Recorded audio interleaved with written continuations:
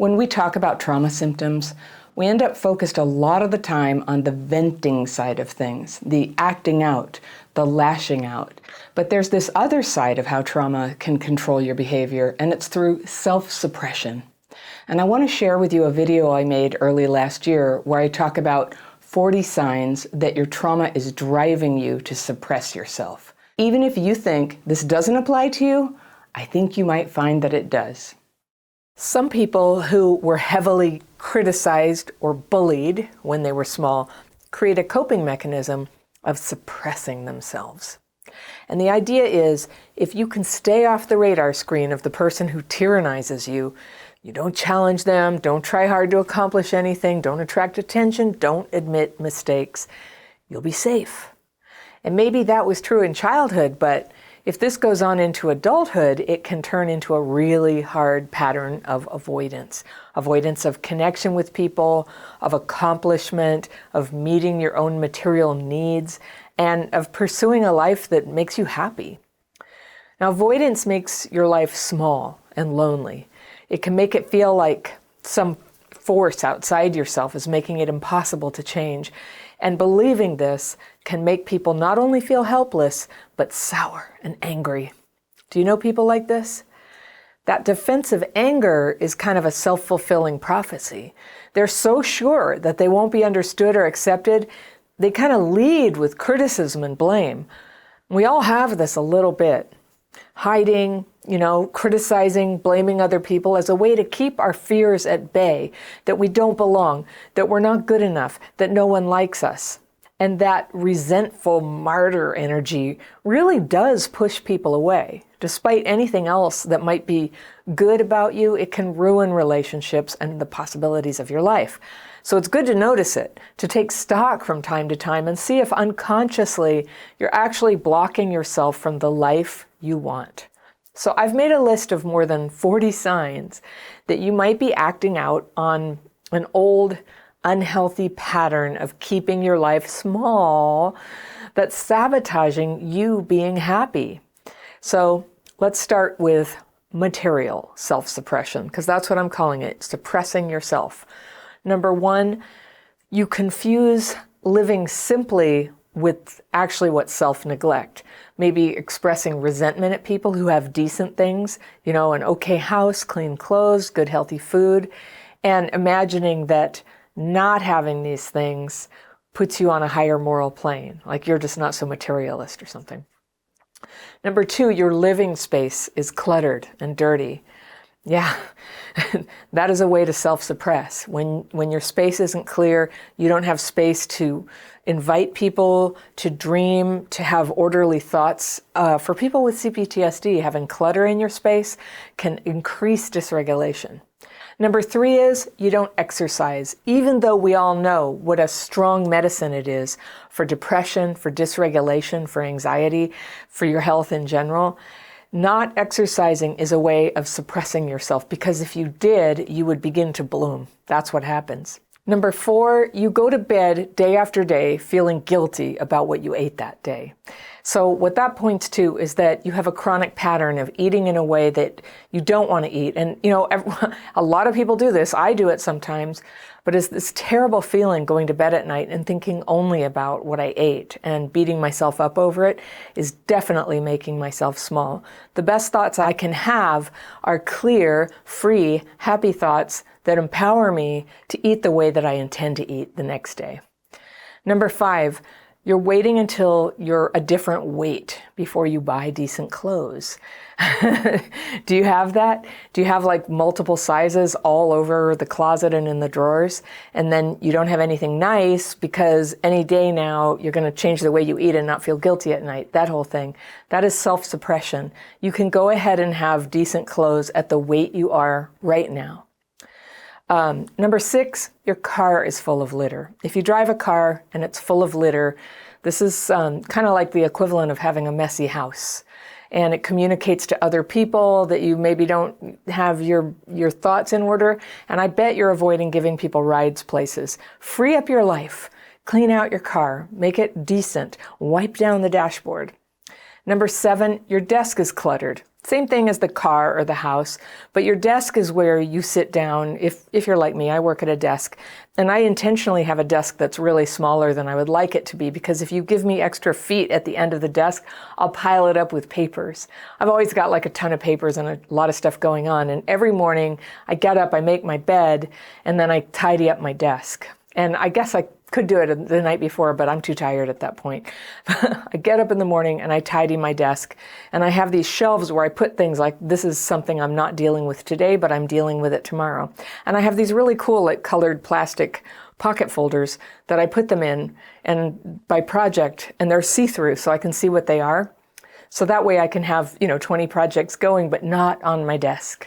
Number 8, you don't buy yourself clothes that look good on you. That part of that goes back to what I said about feeling like, oh, there's this future weight that you're going to have. You will look a certain way in the future, and then you can have the clothes.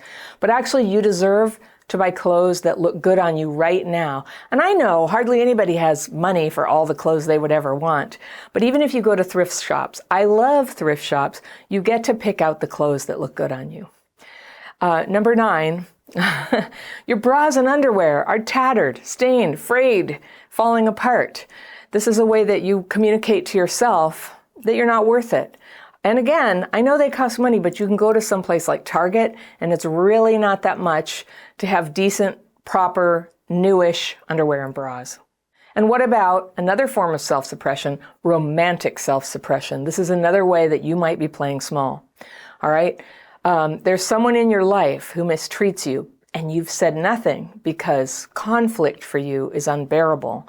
At a certain point in your healing, you're going to need to say something. And yes, the whole thing could fall apart if you're honest. But I always say, if being truthful causes a relationship to fall apart, it was never real in the first place. All right, the next one, you love someone in your life, but you don't tell them. Now, I realize that a lot of people watching this channel, it might be limerence. You can't tell them because it will freak them out, because you either know flat out or you suspect that if they knew how strong your feelings were, they would avoid you. They would, put up a boundary and not want to deal with you. That's possible. But you know what? Even if that happened, mightn't it not be for the best? Now, if that other person has a partner, I would say don't say anything, clear on out. But sometimes expressing how you really feel is a good way to let the chips fall where they may. Let your life move forward. Let the story go where it's trying to go. Either the whole thing falls apart because of who you are, or who knows, maybe it's meant to be and you come together. But when you hide how you feel about things, you prevent the story. You get it stuck in mud. And that is an empty mud. Nothing good happens there where you're not honest about where you're coming from. All right, the next one, the person you love doesn't love you back, but you hang out with them. That is a way to play small. That is a way to take all your potential to be in love, to be loved back, and take it and just invest it in this black hole where nothing comes back out. Okay, here's one.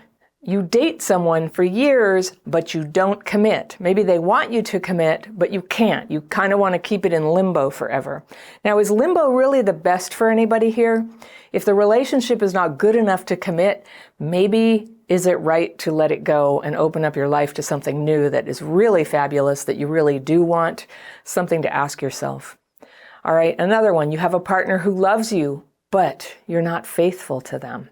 You've got something going on in secret. You can't be straight with them about how you really feel. You're tying up all their emotional energy so that you can, have a safe haven to go to. That keeps your life small.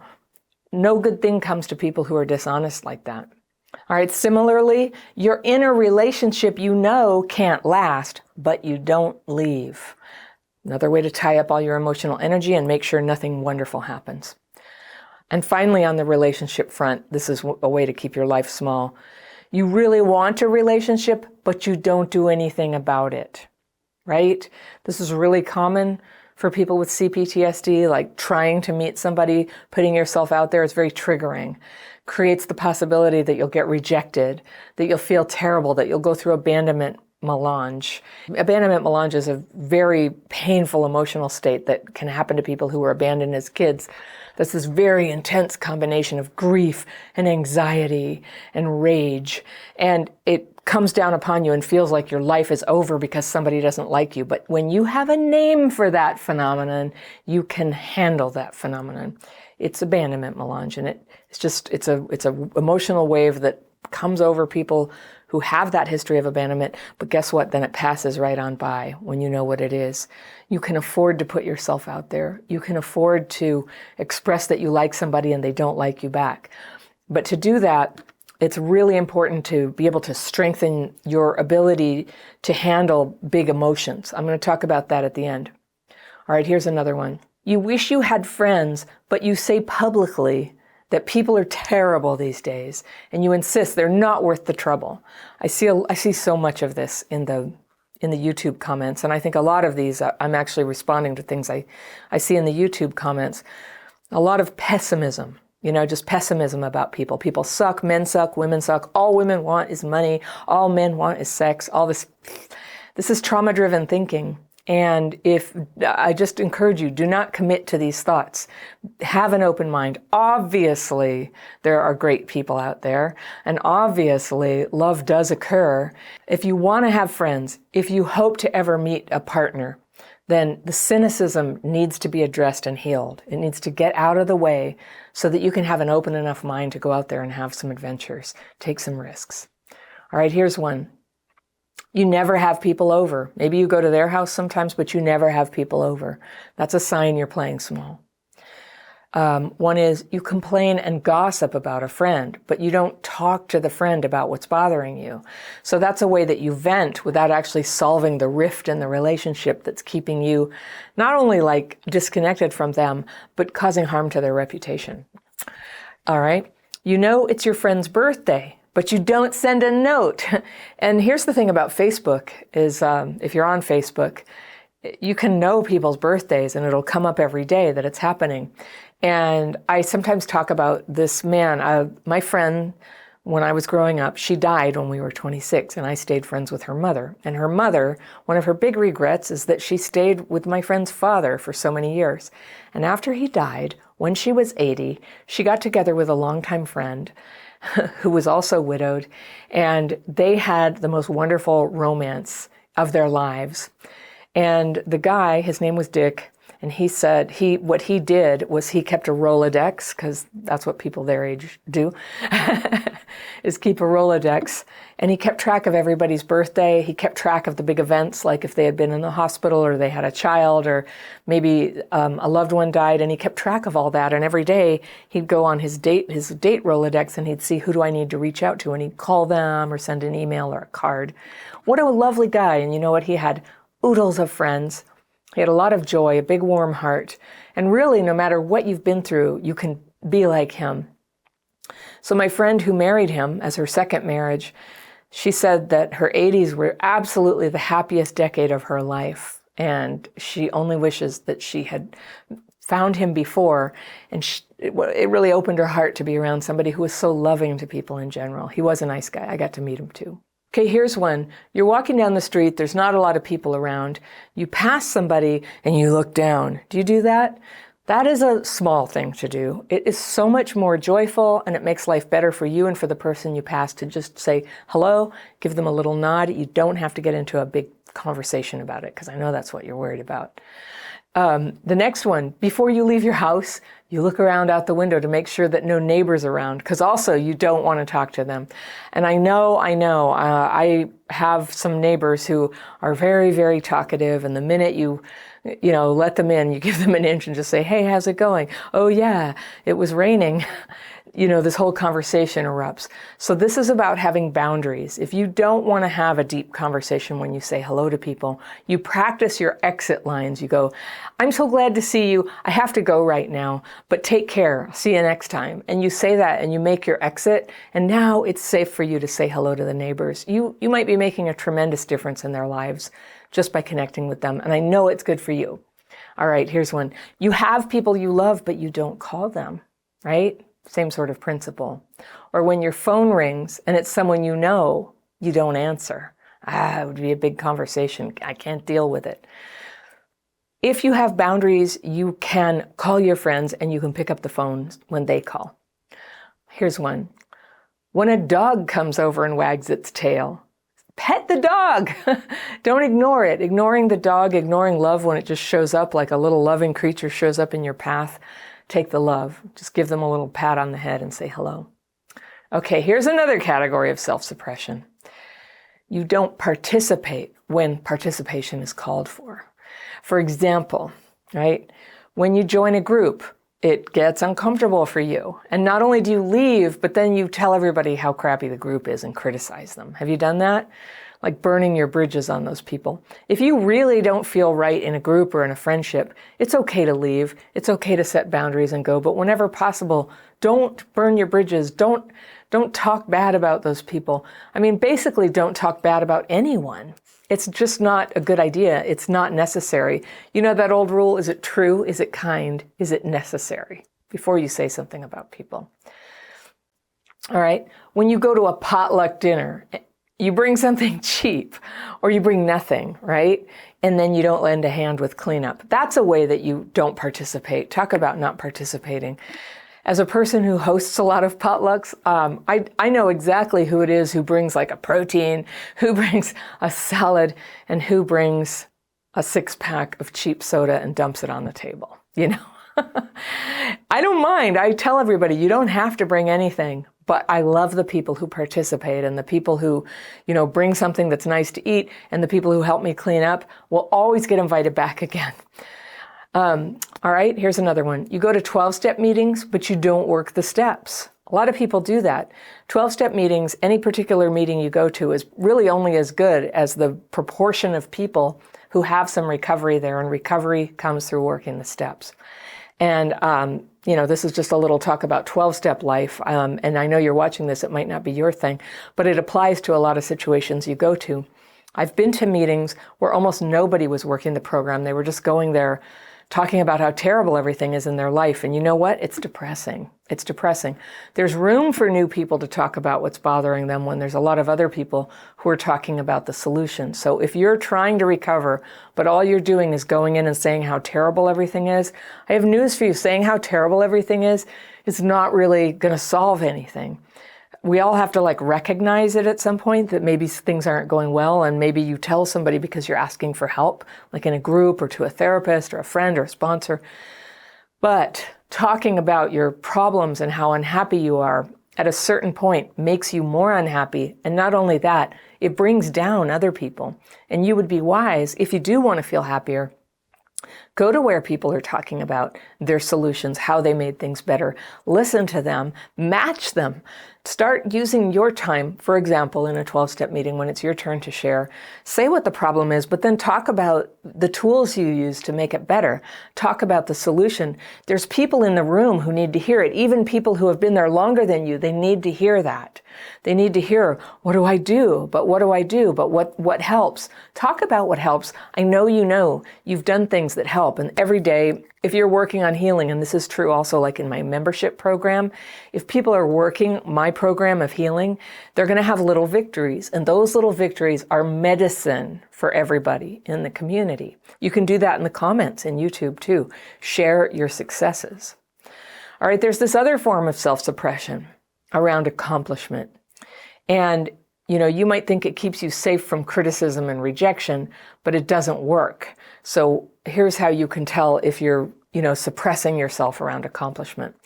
You have stories that you tell to prove to other people how unfair life is, that you tried, but the world wouldn't let you succeed. And I'm telling you this because this is a huge go-to that I used to have. I just would feel really discouraged. It was building up because I have a daily practice technique now that I use to get my fearful and resentful thoughts out. And there's a lot of times in my life where I felt like the deck was stacked against me. My boss, my former partners, friends. I felt like they wanted me to fail. They were undermining me. They were trying to make things harder for me. And I would talk about it to a lot of people. And then, you know, I would come to my senses and go, what have I done? Now I've made everybody like hate this person, or I'm looking like somebody who's got these terrible problems. And I'm actually not going to do anything about them, because actually what was going on is I was having a lot of fear and resentment. I haven't actually made a decision to leave.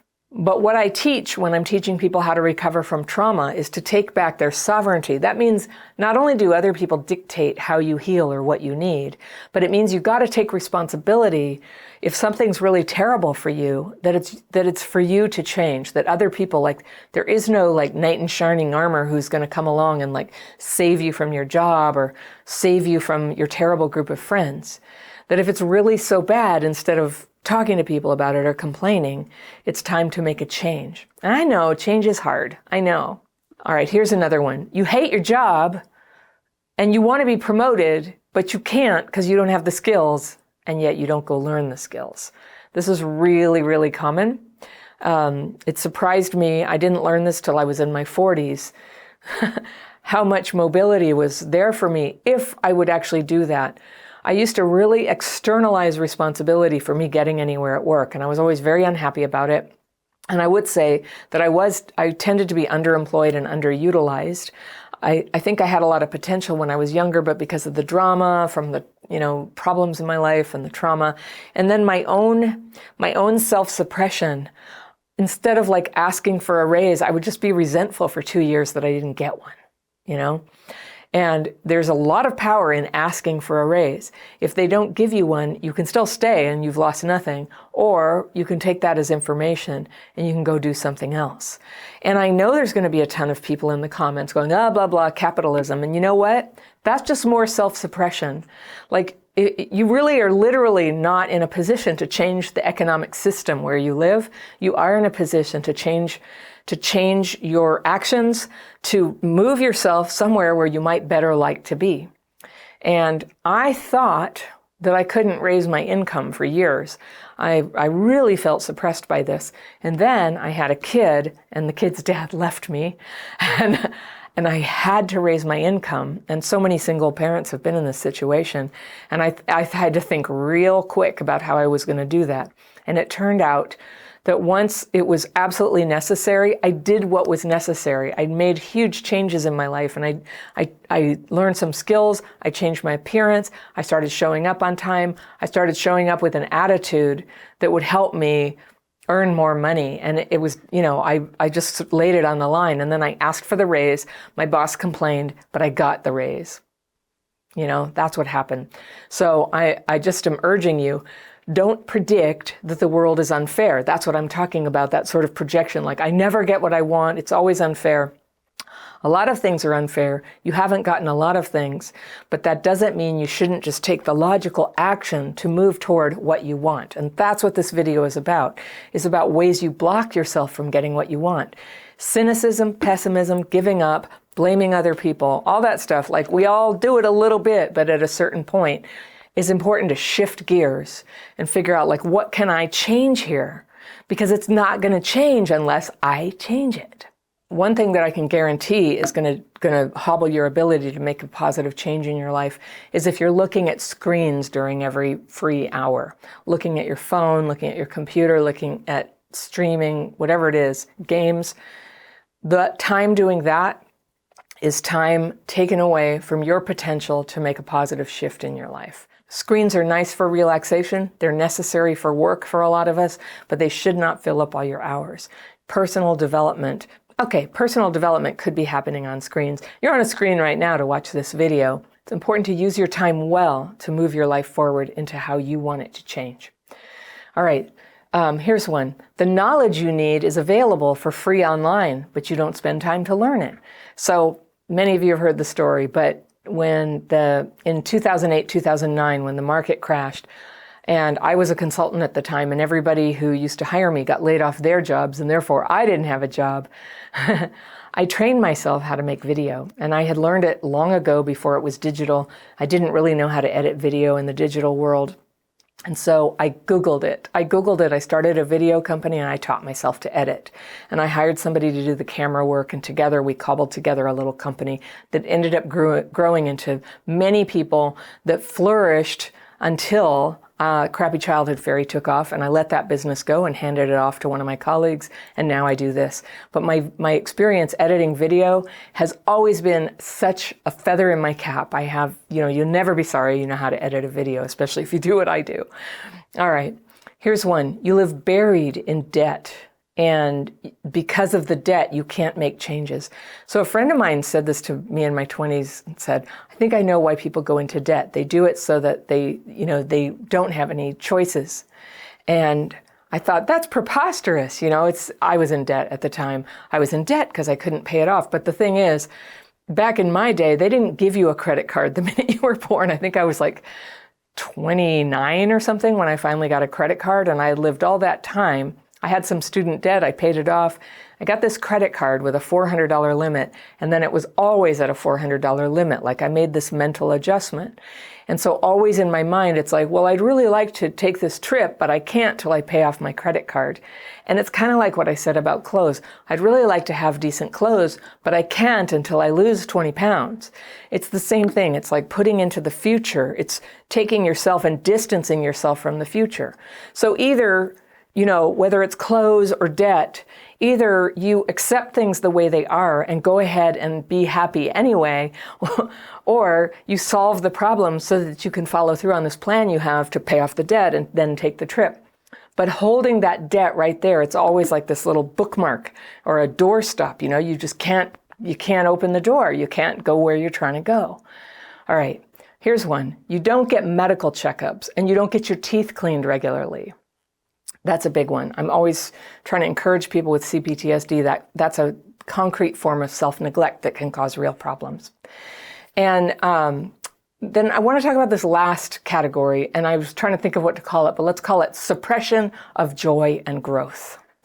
So here's one that I relate to, and it's your living space has nothing beautiful. There's no art, or you have a yard or a porch or a balcony, but you don't have any plants on it. All right. Having a beautiful space is a way that you commit to your life, that you commit to having the life that you love.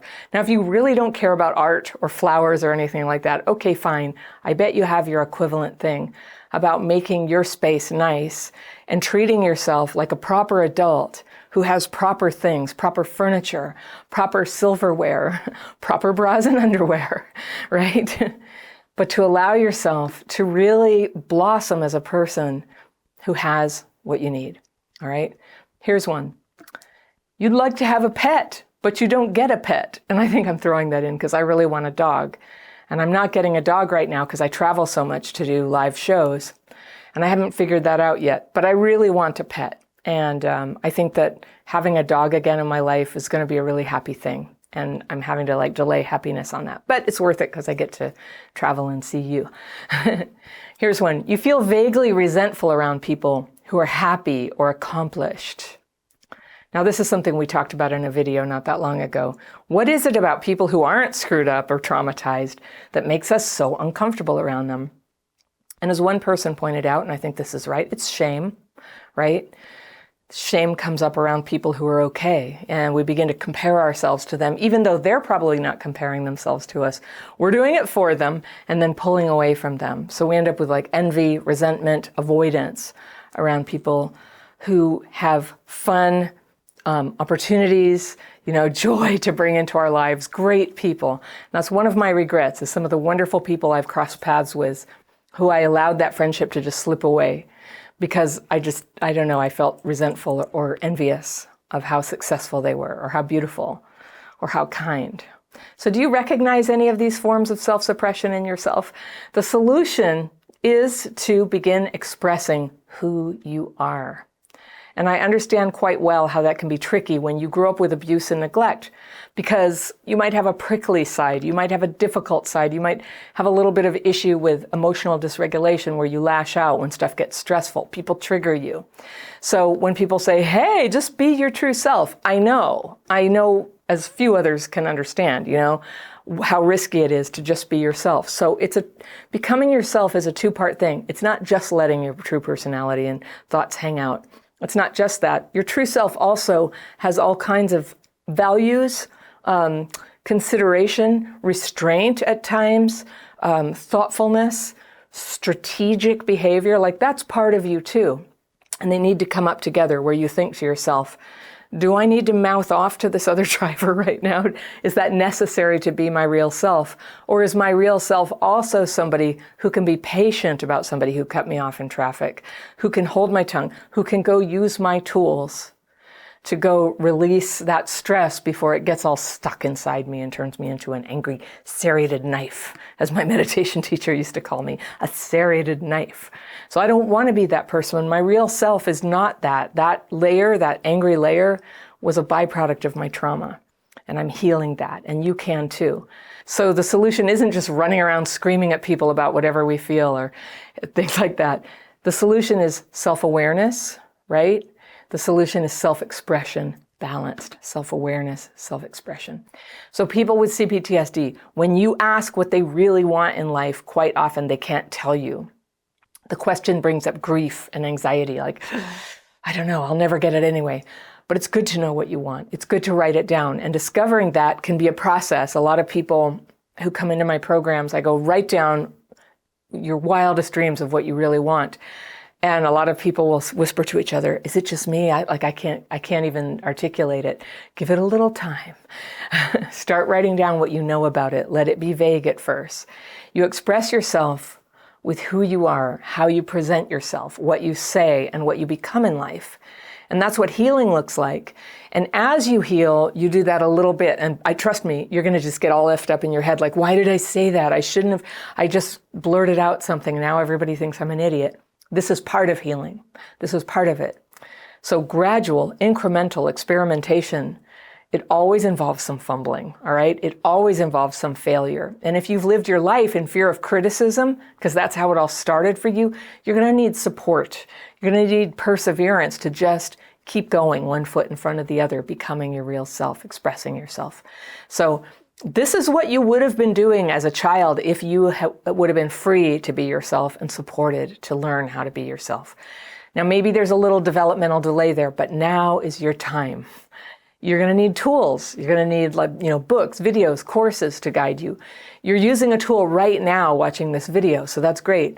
You'll need support from actual people, maybe friends you already know or friends that you meet because they're in little pockets where people work on themselves, maybe in a 12-step fellowship or a support group, maybe in my membership program if you're already in that or you're interested in it, check it out. If you're a self-suppressor, it's like I'm telling you something horrible. You're going to have to deal with people. That's impossible, you're thinking. But it's actually quite nice if you can go slowly. And it's necessary because if you're left to your own device, honestly, you're very likely to fall back into self-suppression, justifying that suppression, and playing small. So if you want a really gentle way to get started to try to handle the feelings that come up when you expand your comfort zone like that, you can try my daily practice techniques. That's why I'm always talking about them. They really help with that. It's kind of like opening a window on a room that's gotten stuffy and steamy with cruddy thoughts and feelings. It lets fresh air in. It lets the bad stuff out. And sometimes it makes a space for a happy thought to come in that leads you to your next step. You have an idea, an inspiration. I know what I can do next. You can access that free course where I teach it. You can learn it in less than an hour, and it's right here. Click right there and sign up, and I'll see you very soon.